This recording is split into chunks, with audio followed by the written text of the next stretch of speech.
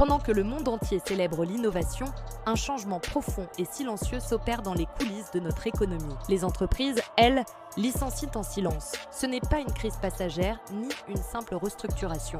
C'est le début d'une nouvelle ère, celle où l'intelligence artificielle ne se contente plus d'assister l'humain, mais commence à le remplacer. Ce choc, bien que discret, redessine déjà les contours de notre marché du travail, laissant derrière lui des bureaux vides et des carrières brisées. Ce phénomène n'est pas une fiction futuriste, c'est une réalité statistique. Selon les dernières études mondiales, près de la moitié des entreprises interrogées ont déjà réduit leurs effectifs à cause de l'intégration de l'intelligence artificielle dans leurs processus. 50%. Ce n'est pas une simple vaguelette, c'est un tsunami qui déferle sur le monde du travail. Les gros titres parlent de gains de productivité, mais la réalité brute est là. Pour chaque avancée algorithmique, des postes humains disparaissent. Et ce mouvement semble irréversible. On ne revient pas en arrière après avoir goûté à une efficacité aussi radicale, à une telle réduction des coûts. Le train est en marche et il accélère. Mais comment, concrètement, l'IA remplace-t-elle ces emplois ? L'invasion a commencé par les tâches les plus simples, les plus répétitives, celles qui semblaient déjà déshumanisées.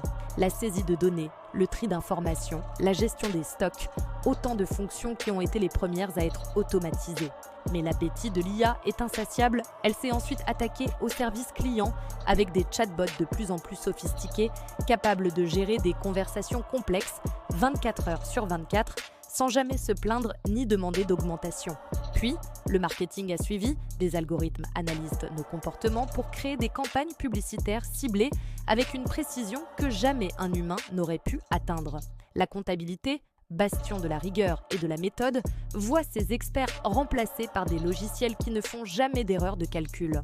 Dans l'industrie, les bras robotiques assemblent, soudent et peignent avec une cadence et une perfection inégalées. Aujourd'hui, même les secteurs créatifs ne sont plus à l'abri. Rédaction de textes, création de visuels, montage de vidéos, l'IA s'étend partout, comme une marée inarrêtable. Chaque ligne de code qui s'écrit est une potentielle suppression de postes. L'automatisation n'est plus partielle, elle devient totale. On nous vend ce bouleversement sous l'étiquette du progrès. On nous parle d'une productivité accrue, d'une croissance économique sans précédent. Mais derrière ce discours marketing bien huilé se cache une vérité plus sombre. C'est avant tout une course effrénée à la réduction des coûts. L'humain, avec ses besoins, ses limites, sa fatigue et son salaire, devient un obstacle à l'efficacité maximale. Il devient obsolète face à sa propre création. L'outil que nous avons conçu pour nous servir est en train de nous rendre superflus. Cette quête de performance à tout prix nous fait oublier l'essentiel. Une économie sans travailleurs, c'est une économie sans consommateurs. Cette illusion de la productivité pourrait bien être le piège le plus dangereux que nous nous soyons jamais tendus. La question n'est plus de savoir si votre métier sera touché, mais quand. La liste des professions menacées s'allonge chaque semaine, chaque mois. Les graphistes voient des IA générer des logos et des illustrations en quelques secondes. Les traducteurs sont concurrencés par des systèmes de traduction neuronale d'une fluidité stupéfiante. Les assistants administratifs sont remplacés par des agents virtuels qui organisent les agendas et filtrent les emails. Les monteurs vidéo, les rédacteurs, les journalistes qui synthétisent des dépêches, les analystes financiers, personne n'est à l'abri. Même des métiers que l'on pensait réservés à l'expertise humaine, comme le diagnostic médical ou le conseil juridique, commencent à voir des IA surpasser les praticiens humains en rapidité et en précision. C'est une restructuration totale qui ne laisse aucun secteur indemne. La sécurité de l'emploi est devenue une notion du passé. Face à cette angoisse grandissante, les partisans de l'IA, les prophètes de la Silicon Valley, nous dessinent un avenir radieux. Ils parlent d'opportunités nouvelles, de métiers que nous ne pouvons même pas encore imaginer. Ils évoquent une société libérée du labeur où l'humain pourrait se consacrer à la créativité, au loisir, à l'épanouissement personnel. Ces promesses sont séduisantes, hypnotiques. Elles nous sont présentées lors de conférences futuristes portées par des orateurs charismatiques devant un public captivé. Mais ces discours éludent une question cruciale. Que se passe-t-il pendant la transition ? Qui va gérer cette période brutale où des millions de personnes perdront leur emploi avant que ces fameux nouveaux métiers n'apparaissent, si tant est qu'ils apparaissent un jour en nombre suffisant ? Ce futur utopique ressemble de plus en plus à un mirage, une distraction pour nous faire oublier la dureté du présent. Car les conséquences sociales, elles, ne sont pas un mirage, elles sont déjà là. Le chômage de masse n'est plus une théorie, c'est une réalité pour des pans entiers de la population. Au-delà des chiffres, il y a la détresse humaine, la perte de revenus, bien sûr, mais aussi la perte de statut social, la perte de routine, la perte de sens. Le travail structure nos vies, il nous donne un but, une identité. Quand les machines prennent le relais, que reste-t-il à l'humain? Une angoisse existentielle, un sentiment d'inutilité qui peut mener à la dépression, à l'isolement. Nous avons bâti une société où la valeur d'un individu est souvent mesurée à sa contribution économique.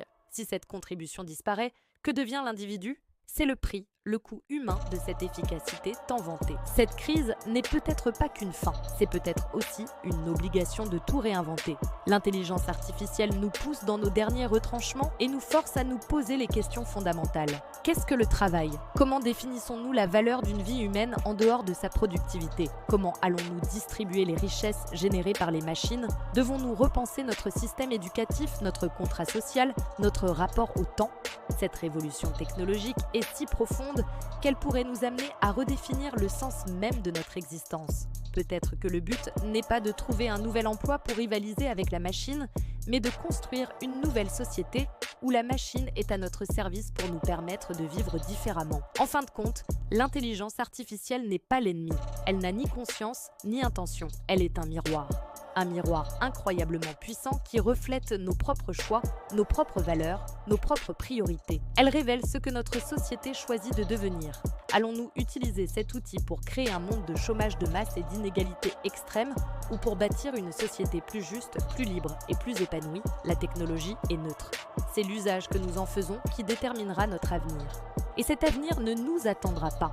Il se construit maintenant, à chaque décision que nous prenons ou que nous ne prenons pas. Merci d'avoir regardé jusqu'au bout. Si vous voulez continuer à explorer les sujets que les médias traditionnels effleurent à peine, abonnez-vous. Votre soutien est essentiel pour continuer à produire ce type d'analyse. À bientôt.